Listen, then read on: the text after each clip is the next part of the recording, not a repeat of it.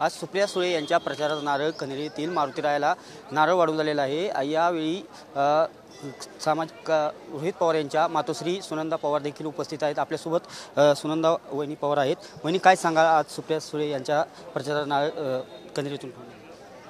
पवारांच्या राजकीय परंपरेप्रमाणे आणि आमचं हे ग्रामदैवत आहे हनुमानजी, कन्हेरीचं ग्रामदैवत असल्यामुळे आम्ही हा प्रत्येक इलेक्शनचा नारळ आम्ही इथेच वाढवतो। त्यामुळे आजही प्रथेप्रमाणे आज सुप्रियाताई सुळे यांच्या प्रचाराचा नारळ आज सर्वांच्या उपस्थितीत आणि सर्वांच्या हस्ते आज इथं वाढवला गेला। वहिनी, दरवर्षी 1967 पासून पवार एकच नारळ कायम फोडला जायचा, पण यावेळेस उद्या देखील एक नारळ फुटला जाणार, काय सांगाल? हे दुर्दैव आहे। एकतर ज्या पद्धतीने आज सत्ताधारी लोक ज्या पद्धतीने कुटुंब फोडा जोडा आणि राज्य करा अशा पद्धतीचं काम करतात आहे, त्याच्यामध्ये आमच्या कुटुंबाला खूप मोठी झळ बसलेली आहे। याचा त्रास जेवढा बारामतीच्या लोकांना होतो त्याच्यापेक्षा जास्त त्रास आम्हाला पण झालेला आहे। पण आम्ही सगळ्यांनी ठरवले की विचारांसोबत राहायचं आणि आम्ही पुरोगामी विचारांसोबत आदरणीय पवार साहेबांतो आम्ही आमचं कुटुंब आहे आणि त्या पद्धतीने आज सगळा बारामती लोकसभा मतदारसंघातली ज्येष्ठ मंडळी, महिला आणि आमचे सर्व कार्यकर्ते आज साहेबांच्या सोबत आहेत।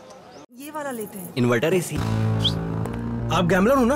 गैम्बलर? जुआ खेलते हो ना? तुम जुआ खेलते हो? अरे नहीं, ये तो कुछ भी बोले जा रहे हैं। इतनी महंगी और नाजुक एसी खरीद कर स्टेबलाइजर नहीं लोगे तो ये जुआ नहीं हुआ तो क्या हुआ? सिर्फ एक फ्लक्चुएशन आपके इन्वर्टर एसी के पार्ट्स को डैमेज कर सकता है। उसे वी गार्ड से सुरक्षित रखिए। V Guard, India's number 1 stabiliser.